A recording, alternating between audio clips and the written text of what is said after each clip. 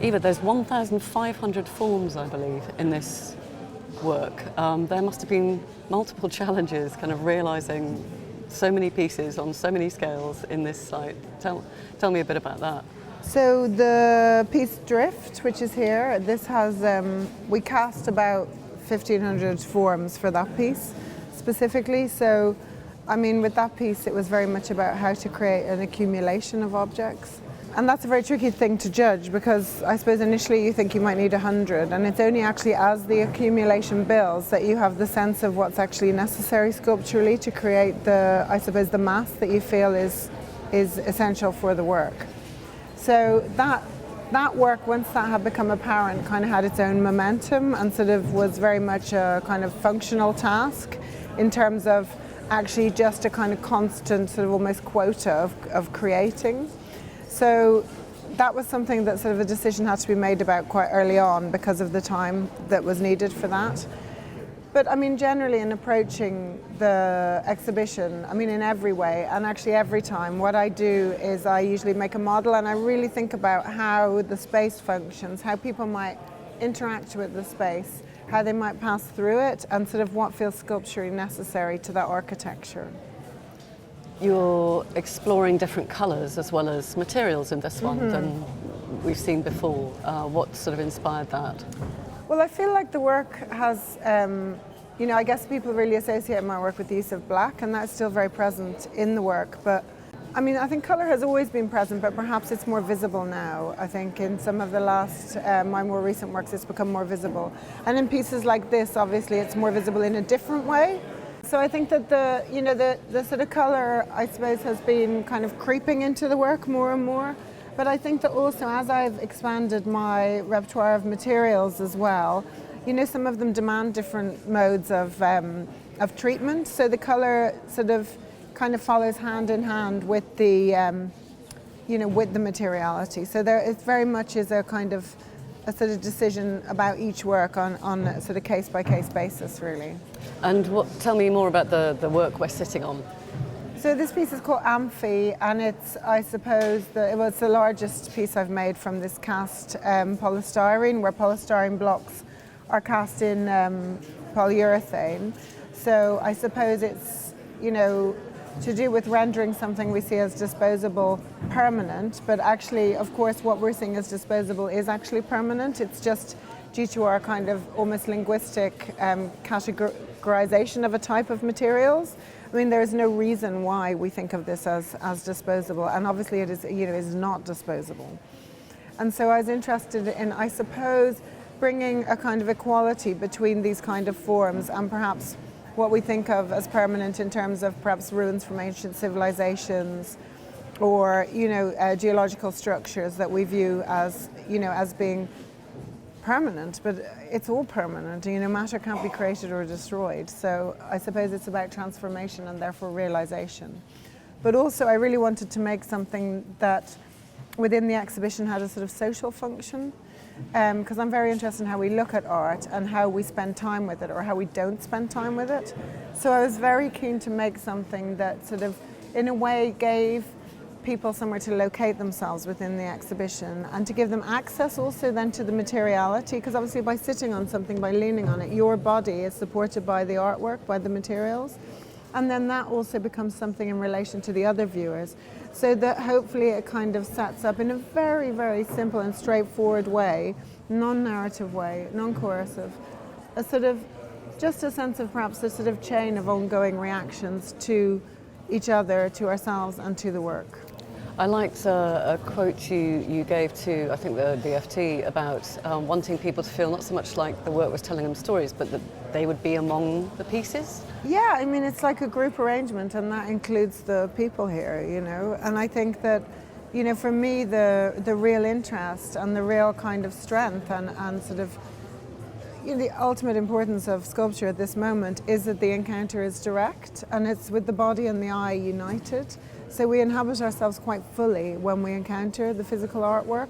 It's not about looking or projecting or storytelling. It's actually about sort of being present with an object that is sort of equally taking up space. And I believe security barriers were one of the kind of themes you were drawing on.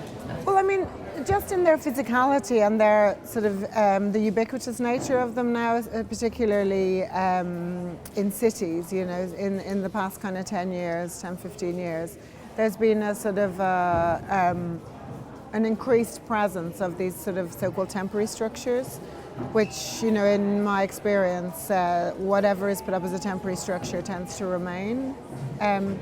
So I was interested in the sort of idea of what it means to have these, which are essentially completely abstracted geometric forms, just placed within our sort of urban environment, and how they actually are assimilated, whether they actually perform, you know, what functions they end up forming as well.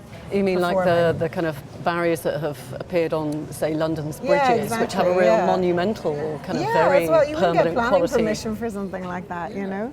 But essentially they're almost like kind of brutalist sculptures, you know, and I think there's a sort of weird kind of sort of it's a sort of brutalist colonization of the space in a way that were it not about sort of perhaps coercive control, I would actually find really quite amazing.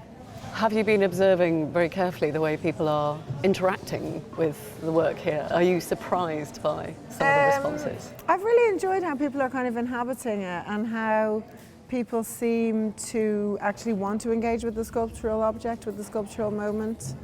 I mean, obviously the people coming here, especially this weekend, are essentially on a kind of pilgrimage. They have come to see art and therefore are receptive to that. But I think for me, it's, you know, having spent so much time making the work, thinking about it, and also as an artist, you're not actually usually that present, even for more than like a few hours with your work once it's open to the public. So it's actually been kind of amazing to sort of encounter, I suppose, you know, the viewers and to actually see their responses to the work in such an active and present way. And you had about 300 people in this room last night who I were didn't walking count, but it was quite a lot. all over it with that it's quite robust, nerve-wracking you know. moment. Yeah. I mean, I had to give a speech, I had other things to be nervous about. I have, you know, the people who work with me, I think, were having a lot of a worse time than me. It seems to have survived pretty well. Yeah, it's quite a lot of cleaning went on this morning, you know. Yeah, but I mean, you know, this sculpture, it's made by, you know, it's made with industrial materials. It's been interacted upon intensely to get to where it is, you know. While obviously I don't want it to get broken or filthy, you know, it has a robustness, it's in the world. These are materials that are used for these purposes, and they are, you know, precious in one way, but they are also, you know, the things that houses are built out of, you know, they're strong materials. Their material presence is robust. It's quite a nice moment at the end of the Arsenale as well, to have this space that is quite permissive and playful. Nice, yeah, I mean, I think, you know, obviously I had to think about that, and there's pluses and minuses to that. I mean, for me, I really didn't want to allow the space to become a corridor. And so sort of how the space has been thought about in terms of the interaction, the entrance, you know, was really key to my thinking about this, because I really wanted it to become a space where there was a sense that you could just stay, you know, and I wanted it to be bright and open and kind of very clear. I wanted there to be a sort of clarity throughout the space. Did you spend long thinking about how to fill this wonderful kind of cube? Well, I suppose, I mean, I spent long in the way I would for any exhibition. I just, you know, you approach the space, you think about it, you are here, you imagine yourself into it. We spent quite a long time doing things we wouldn't usually do, like we had to do all the lighting and design that. And so, I mean, that kind of thing usually when you, because it's sort of like art camping coming here. You literally just bring everything with you, from a kettle to the lights, you know. And so the sort of amount of planning that goes into something like this is kind of on a different scale than other things. But then the actual room, the dimensions, is, you know, it's similar to working anywhere. You think about what is best for this space. And having, I mean, these beautiful high ceilings, that really suits me. This strange gantry, funnily enough, kind of suits me. I quite like there being a sort of architectural presence from the space itself. I feel that these kind of crumbling blocks hopefully work well with the, you know, 500-year-old Arsenale walls, which are way more crumbling than the blocks. And so, you know, it's a real kind of gift to work with such a characterful space, actually.